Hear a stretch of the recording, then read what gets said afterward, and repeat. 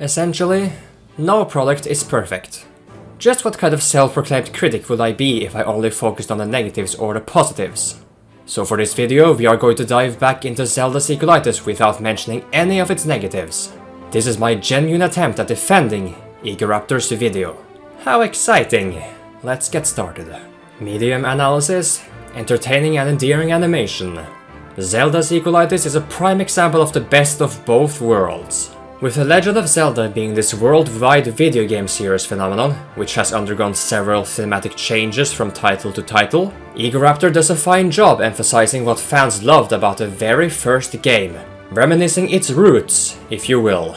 He also makes it clear that later titles will then improve on its core gameplay, adding more items and weapons that will help Link cleave through as he explores a whole new world in his new life. On top of that, Link to the Past will present a somewhat new story, which will help lay the groundwork for what fans today love about the writing of the modern titles. He explains all of this in such a colorful and upbeat method that is simply engrossing. His manner of speech and unique expressive animations offer a layer of fine entertainment that other analytical videos cannot provide you with. The animation emphasizes his warm passion and eager effort, which you would have to be mad not to find commendable. Egoraptor is the kind of fan who does not allow nostalgia and other positive factors blind him from the obvious flaws in the game, but he makes it perfectly clear that the game remaining a masterpiece in the eyes of some is completely fine, as long as the flaws are addressed and not ignored. The issues he addresses are vital to keep in mind for anyone, especially for those who fancy game development, be it a hobby or a potential profession. And while his video is mostly about criticizing Ocarina of Time, he does not neglect how important it is to not ignore the positives either.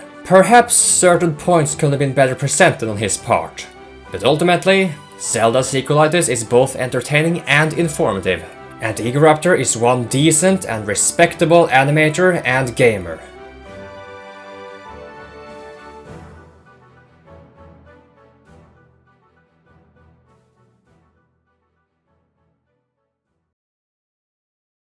I mean, I get you probably liked this game as a kid, but isn't it time we looked at it critically and made a fair analysis of how— No!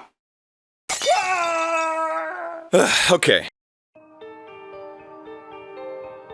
Was it not clear enough? The defense is over. That is honestly all of the positive points I had to offer in terms of defending Zelda Sequelitis. Hopefully now I have appeased those of you who claim I'm being biased for refusing to acknowledge the good points in the video. And while any of you could argue that there are certain points that I just outright ignored or just did not include at all in my defense, I want to once again say that this is what I genuinely believe about Zelda Sequelitis in terms of its positive points. As for the negatives, I have already gone through them. A lot has happened since I released my video. In that I never expected it to garner this many views, even with Arin's name plastered on the title. In turn, it brought a lot of comments as well. For all of you Game Grumps supporters who are still watching this video, you should at the very least be informed that I used to be a Game Grumps fan. I'm a former fan, for all that's worth. Anyway, for this part of the video, I want to further share my opinions on this whole debacle. At the same time, I will now be responding to some of the comments I have received. And by comments, I also mean criticism. The humble, the vague, and the outright idiotic. Are you ready?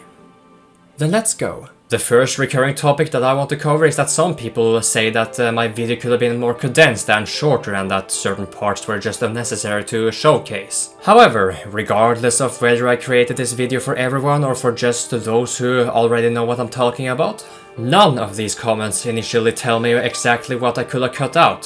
For this kind of video, this is already such a vague and lukewarm criticism, because as far as I'm concerned, there are several other points I could have included in my video which would have made it even longer. So, does that explain everything? Was this brief enough for you guys? In all fairness, you're probably only sharing your feelings, I know that. But if your intention was to provide me some constructive criticism, then this is the kind that is very easy for me to push aside, as I explained. The next thing I want to talk about, I don't exactly remember if I received a comment about it or not, but I do remember discussing it with someone in the past. The negative influences of influential people. Whether you are aware or not, hordes of people praised Zelda Sequelitis for being a very informative and well-constructed critical video. Not the case at all, by the way. But let's pretend that we are someone who never played Ocarina of Time. Or maybe not even the entire Zelda franchise for all that matter. In that kind of circumstance, It is quite easy to believe in Arin's words, and believe that he knows what he's talking about. Heck, even back in 2014, I honestly thought he made some strong and valid points. Until I played Ocarina of Time again and watched rebuttals in response to his Zelda Sequelitis. Although I did completely forget about all of this by the time I watched their first episode of the Ocarina of Time playthrough. Zelda Sequelitis utterly failed as an objective analysis, and even to this day, people are still eating that crap up. Several times I have made the statement of his video having aged morbidly, which some people highly disagree with because it still makes them laugh. Please, for the love of God, do not think that you're speaking for everyone. So, what more is there to say about Arin being a negative influence that hasn't already been said? Well, I think it is that people will still try to defend it by saying that despite him playing the role of a grumpy, berating clown, it is not his intention to cause his impressionable fans to develop negative habits and behavior, such as doxing someone, and believing that they should not be held accountable for saying stupid stuff at all times. It's just a joke, dude! Why are you so serious? Relax, relax! Does none of you understand at all? It gets tiresome in the long run, real tiresome.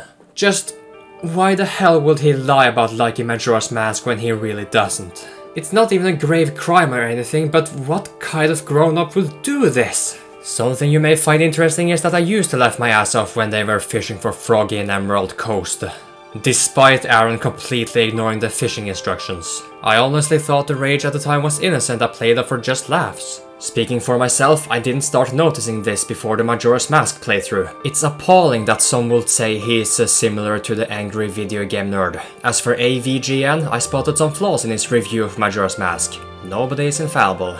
Maybe that's another video for another time, but I don't think it will be long enough so. Anyway, I think it ultimately boils down to the insecurity of Arin's supporters. You know what I'm talking about. I believe it's that feeling when they feel it's an attack on them and when something they like is being targeted. After all, I defended Ocarina of Time in my own video. Rather, it's the same old excuse. He's just acting, it's part of his gimmick. Nobody should go through life thinking they can assume nobody should take them too seriously, and completely ignore the whole concept of first impression, as well as lasting impression. And nobody should ever try to express unfaltering arguments that someone like Arin is completely immune against criticism, because he allegedly doesn't mean the things he does and say in the end. Especially not when evidence that debunk that statement have already been presented in plentiful. Hypocrisy, thy name is Arin Hansen. That being said, Arin's supporters will at times say he's capable of setting aside his character for serious formal videos, but in the many instances I've witnessed, they make the mistake of referencing Zelda Sequelitis as a prime example of that, and it gets better. When it is proven that Zelda Sequelitis was an overall mistake in terms of an objective assessment of the games, some, and maybe even the same person, will flip-flop and say his main intention was the joke in the video, in order to entertain people, and that supposedly absolves him from his mistakes. The bottom line is that Arin has arguably managed to become a big factor in twisting the mindsets of his lovelies, but some of them were probably self-centered pricks to begin with, which is why they found Arin so appealing to follow. But ending it at that will be a little unfair. Like I said, I used to laugh with Arin. Then these unacceptable moments were brought to my attention, and my reality crumbled to dust and completely fell apart. I looked back to all the moments and said to myself, dear gods, it all makes sense now. I suppose I can't completely fault anyone for still thinking highly of Arin. He's done some great things. But please, do yourselves a damn favor and don't blindly defend him regardless of what he does and has done. Know right from wrong, basically. Please also bear in mind that the reason I created this video all these years later was in order to compare then with now. Seriously, people keep telling me that Arin has changed for the better, but he hasn't, and whenever I ask for proof, they never respond. So basically, if you think this video being made this late discredits my take, then you don't understand. It is the very reason it exists. It was bad back then and it's even worse now. As for the whole don't like, don't watch argument, that is almost exactly what it's become in my case. The only playthroughs I've gone through since Skyward Sword are Sonic Adventure 2 and Twilight Princess, if memory serves. And that was with a mindset expecting them to be a pain, which they ultimately turned out to be. Besides, I could say the same to those who don't like Arin being criticized, but they'll probably never understand how insignificant that kind of argument is in terms of gaining clout. After all, nothing needs to improve and get better, am I right? Thinking over it now, I think I almost hate that Zelda Sequelitis includes animations. It's downright hypnotic for getting his point across. I know that's a stretch, but let me elaborate something that makes more sense. There are so many people parroting Arin's statement on Ocarina of Time not deserving to be called a masterpiece, and that anyone who dares countering his video is just pissed off that he would have the nerve talking smack about their beloved childhood game. Of course, we could make the argument that they are pissed that we would have the nerve standing up against their beloved internet persona. It's very easy to do, because that is all they say when defending Arin. I, like many others, have taken our time dissecting Zelda Sequelitis and his personality point by point, but in their minds, only Arin's side deserves to be granted any form of attention. We are just nostalgia-blinded haters. Going back to an earlier argument here, many argue that we cannot make an absolute evaluation about Arin's core personality because we don't know him in real life. To those people I ask, do you guys? These people would probably also justify misconduct because of alcohol intoxication. This bottle of booze will make me completely free of blame. And while I cannot say that Arin is a bad or evil person, I most certainly can say that he is too painful to deal with. He can speak properly, he can walk properly, and he most certainly can think properly, so he has the ability to learn and retain common sense. Yet he chooses to regularly behave like a complete toxic numbskull. It's no longer a matter of preference in humor and entertainment. Arin isn't a charming clown, he's a rabid dog without a leash, and more people need to realize this. With this many people still defending his behavior, he has no reason to shape up. Then again, maybe that's your intention all along, because this is the way you like him. I also wish people would stop trying to defend Arin's poor memory by saying they too don't remember much of a game, or just found it overall forgettable. Because at this point it's clear that Arin doesn't really care as long as people pat him on the shoulder. Not to mention, people with poor memory are potentially frustrating people to interact with. The next thing I want to do is tie up some loose ends. I actually received some criticism about poorly presenting my argument about Arin and Z targeting when fighting the big Poe in Majora's Mask, which I completely agree with. I somehow made the mistake in assuming everyone will be familiar with Ocarina of Time and Majora's Mask.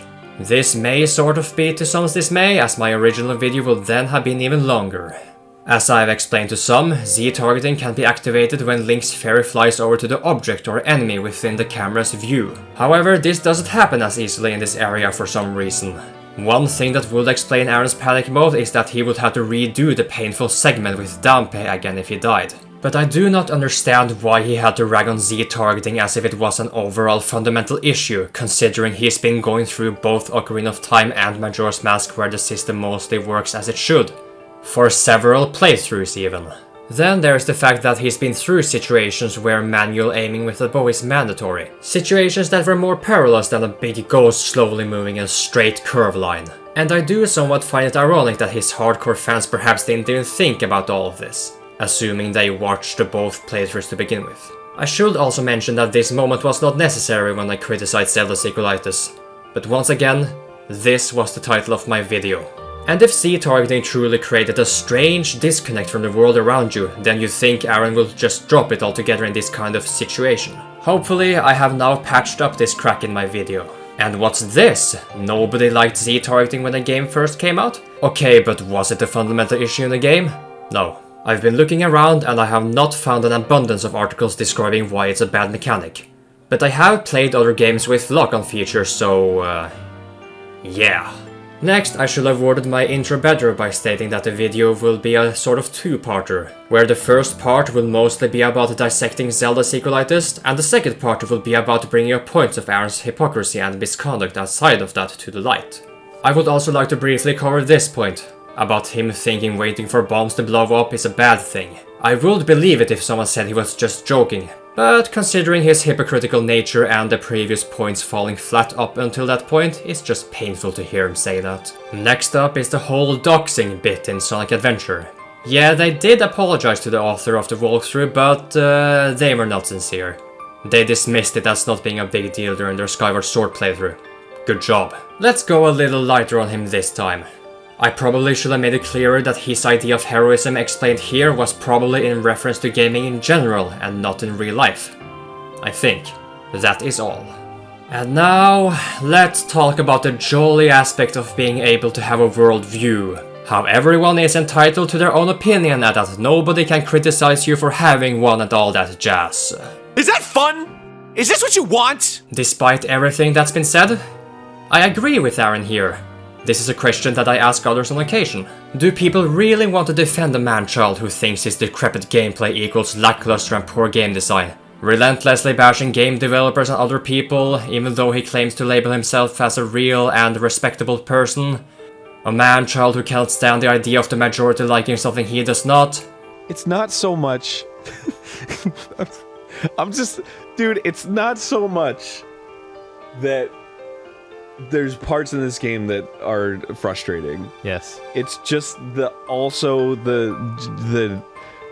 it's the idea that this is fantastic that just frustrates me more than the game frustrates me. Right. I think that's the source of my ultimate frustration. That's understandable. A man-child who has no shame asking his fans for free stuff. Do not confuse this with fan requests, by the way. Do people really want to defend a lying hypocrite? I have probably missed something, but the point is, if you are aware of these points, yet you think Arin does not deserve to be called out, then you are a twisted and perhaps unsalvageable soul. And I can say this without hesitation.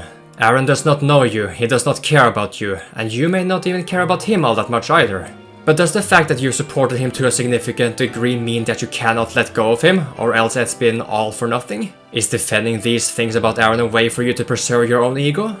If that is the case, then it's outright pitiful. It's like people are holding on to their identity for dear life, even if it means supporting problematic beliefs, refusing to change for the better, as if they would cease to exist otherwise. This is not a mafia group, people. At least I certainly hope not. Let's face it, everyone, the world is filled with mad and crazy people.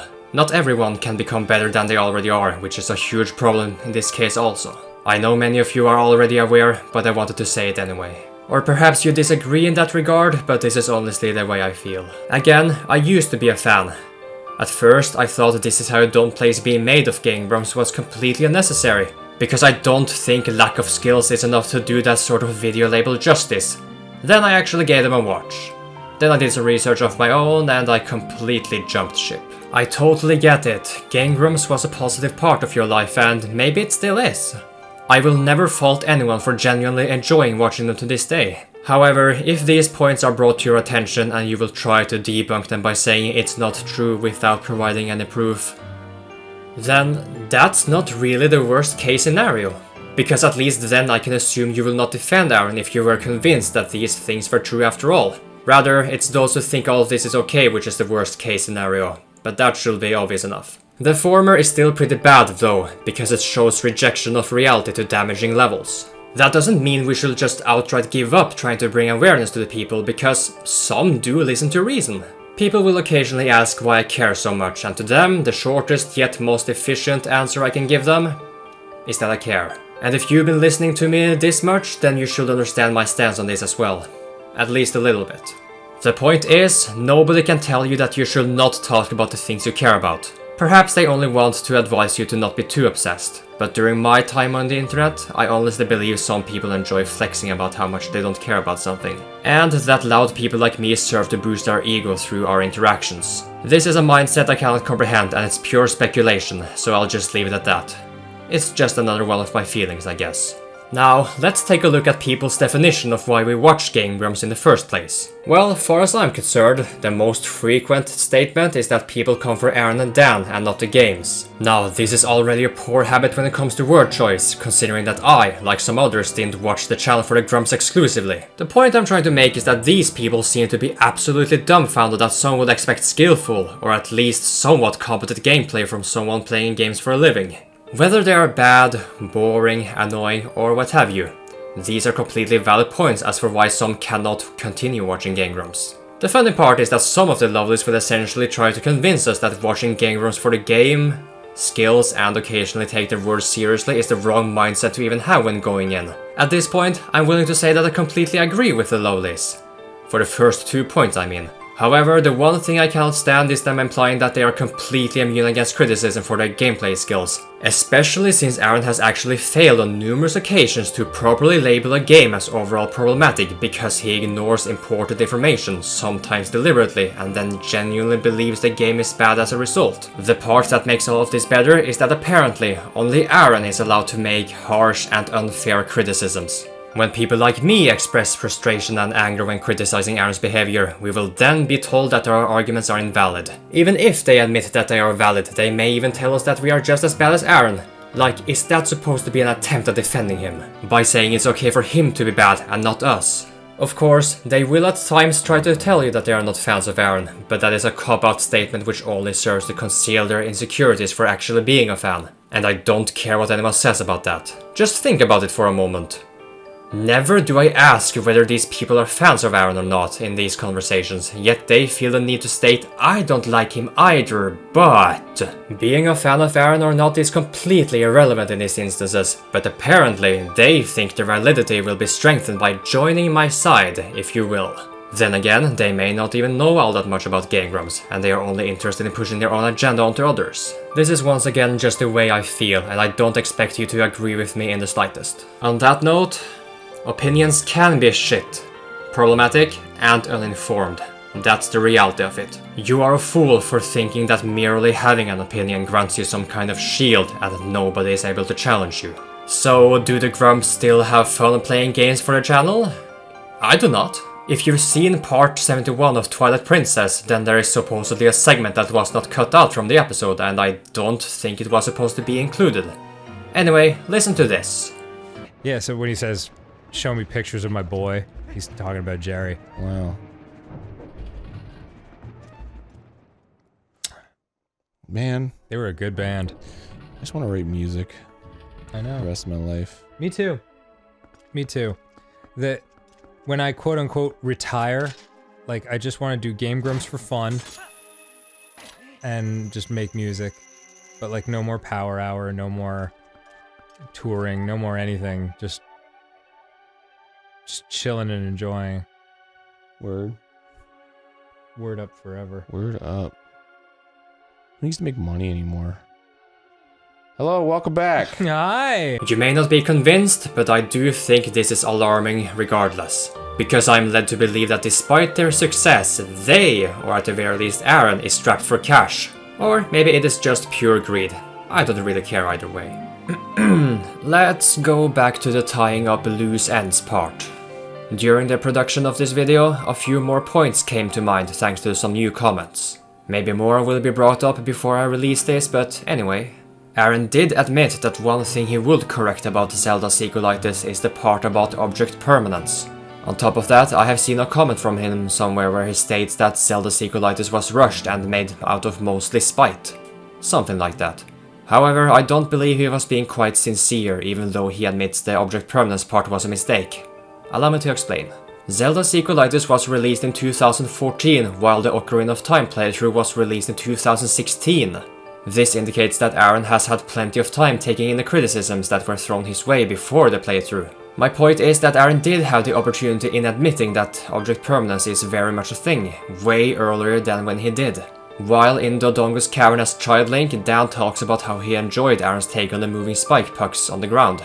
They joked and laughed about it, but Arin didn't bring up the part about object permanence right then and there. No, he did it much later on as Adult Link. Of course, an argument can be made that it just slipped his mind if he did intend to address it at some point or another, but this is another reason why I am skeptical about how important admitting mistakes is to him. The next point is a sort of direct response to a recent comment as of writing this part of the script. This fella states that using a walkthrough in order to get through a game for the channel is a good thing because people want to see progression each episode. I totally agree, considering they actually had negative progression during Majora's Mask. However, he must have completely missed my point in my original video. I said Arin using a walkthrough is completely fine in my opinion, but at the same time, why must he complain about the game giving him directions and hints? In short, Arin cannot have it both ways. The cherry on the cake, however, is that Arin will also complain whenever he believes the game didn't tell him enough about how to progress, when it actually did. In summary, this comment is mostly trying to justify Arin's inexcusable and contradictory behavior. Perhaps Arin doesn't enjoy exploration in Zelda games anymore, which would be okay. I haven't played Breath of the Wild yet, but isn't that game even more exploration-based than previous titles? Well, if that's the case, why would finding solutions by exploring in, say, Majora's Mask be such a chore? It doesn't make sense and it needs to be called out. The same person then goes on a tangent, causing me to repeat my point of good deeds in the past not excusing recurring arrogance and toxicity. It just blows my mind that they think Arin can be granted a free pass like that. An interesting part is that this person claims that I refuse to see the good in Arin, yet I do not deny the good he has done. And I'm the biased one here. Arin may not be directly responsible for the misconduct of his fandom, but he doesn't care about taking responsibility when he slips up. Him dismissing the doxing incident from Sonic Adventure as not being a big deal is a prime example of that. This video was about tearing down Zelda Sequelitis as a fair, objective assessment of the games, and express why I think Arin is not someone worth supporting. To those who expected a complete breakdown of the games as well, I'm not entirely sorry, because I don't believe that's what my title should have indicated specifically. Perhaps I could have been more formal like a professional businessman, but my points still stand. Now, I'm relatively tired from all the responding I have done, so I want this video to be a general response to everyone who I believe still fail to understand my message. Because I am sure more and more people like this will come out of the woodworks, letting me know how pissed off they are and how unfair I have been. It was only a matter of time, I suppose. With this, I hope I will be able to finally move on from this whole thing. After all, I did state that some people simply never learn, so I'm not really sure why I keep trying so hard. So, in closing, for the last part of this video, I will showcase some more of the comments I have been referring to. You can find more by heading over to this video if you want. Whether people are trolling or not, the lesson I want to convey to everyone is that some people are simply hopeless, in that they will never learn, even if it may be through the hard way. If I ever make that kind of video again, I will try to keep a brevity at a minimum and explain everything in full detail as much as I can. I know some of you think that's unnecessary, but I think that's what I want to do in the end. Another lesson I want to convey is that not everyone will provide you with criticism that are beneficial to your future productions. You don't have to listen to everything. It will be your and my job to determine what we should take to heart in the end.